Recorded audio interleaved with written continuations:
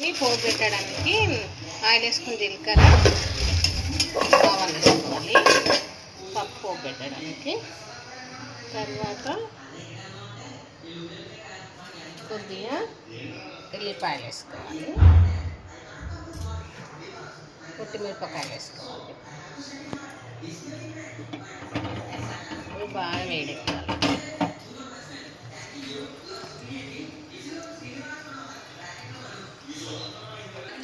ఈ పాలకూర పప్పులో కందిపప్పు, ఒక ఆనియన్, గ్రీన్ చిల్లీస్, చాపుడు పాలకూర, సాల్ట్, పసుపు, ఆయిల్ వేసుకొని బాగా కుక్ చేసుకోవాలి. 5-6 విజిల్స్ వచ్చేంత పప్పుని. చాలా బాగుంది, టేస్ట్ ఉంటుంది. దీంట్లో ఏం చేయాలంటే పోపును పెట్టుకోవాలి.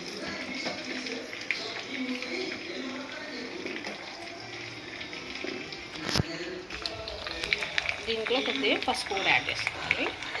యాడ్ చేసుకుని ఇలా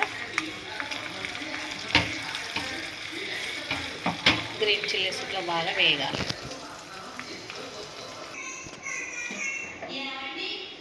పప్పులో ఇలా పోబెట్టుకోవాలి.